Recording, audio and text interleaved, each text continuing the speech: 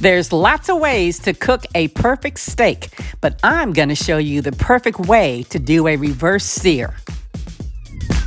Hey everybody, welcome to Cooking with Sylv Mac, and today we are going to do a reverse sear on a beautiful 1.5-inch thick ribeye steak, prime with a bone in it. So you know what you got to do. Grab that glass of wine, baby, and let's get to grilling.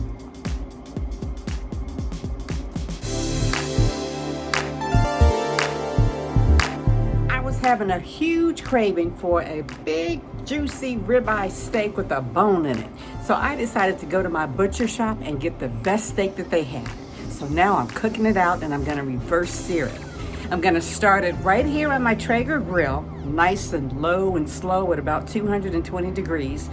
Then I'm going to do a reverse sear, take it over to my char grill where that is about 600 degrees, and I'm gonna sear it for like maybe 1.5 to 2 minutes on each side to bring it to a perfect medium rare.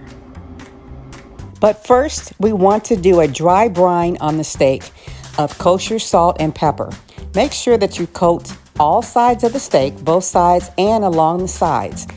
This is gonna help make the steak nice and juicy and tender. Make sure also that you put it on a rack. That way the steak can breathe. Once you're done with the salt and pepper brine, then you're going to put it into the refrigerator uncovered for about 2 to 6 hours.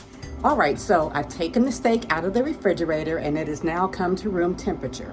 I also rinsed off the steak a little bit, patted it dry, and now I'm gonna go on and add some of my seasonings. I'm gonna keep it simple though.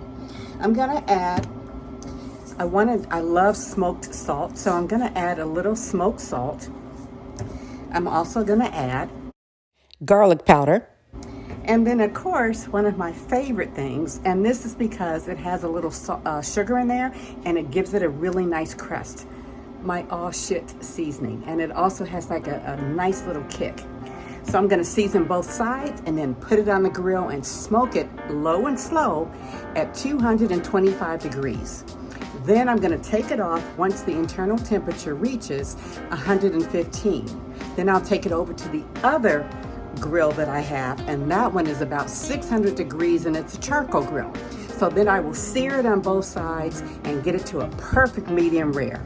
I'm also going to put about 2 sprigs of rosemary, fresh rosemary, on the grill with the steak so that it can give it a really nice but subtle rosemary-like kiss.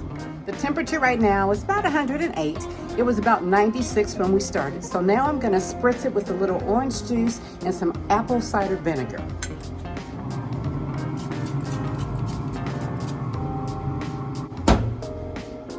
That's gonna keep it nice and moist.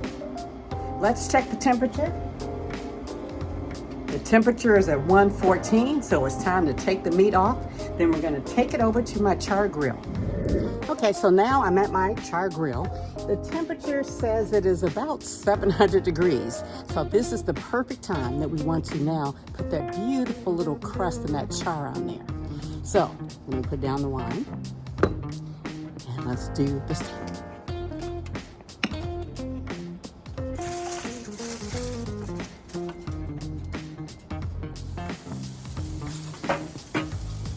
I want the steak to get to about 130 to 132 degrees because I like my steak about medium rare plus a little bit. So 145 is medium, 130 to 135 is medium rare. But remember, once you take the steak off of the grill, it continues to increase in temperature. For you can gain at least like maybe sometimes 3, 4, maybe as many as 5 degrees. So you don't want to cook it to the exact temperature that you want. You want to cook it always a little below. The other thing is I'm a big believer in getting a meat thermometer. It's just the best thing, and you will not ruin your steaks by overcooking them. So now I'm going to turn it. I'm going to turn it about, 45 degrees so I can get those nice markings on them. Now let's check it. Oh, look at those char marks. Are you kidding me? A steak is tricky to make. You'd have to just kind of tend to it. Make sure that you have your thermometer.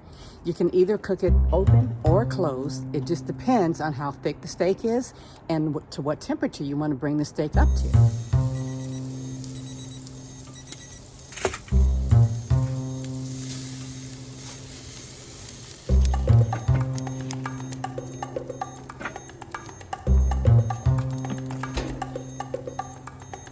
So look at these beautiful grill marks, okay? I'm gonna let it rest now for about 5 minutes and then we'll dig in.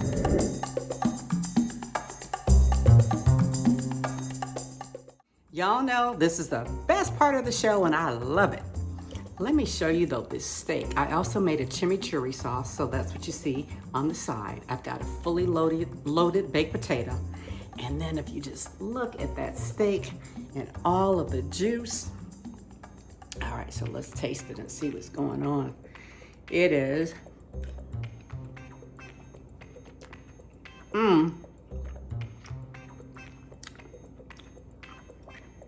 Y'all know what I'm about to say. Let's just say it together. I need a moment alone.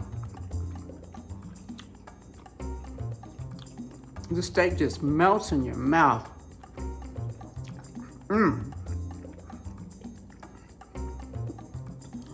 And the char on it, the seasoning is perfect.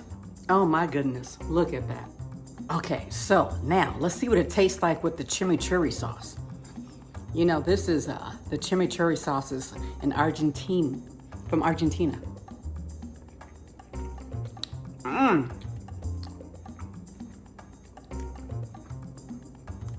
Y'all.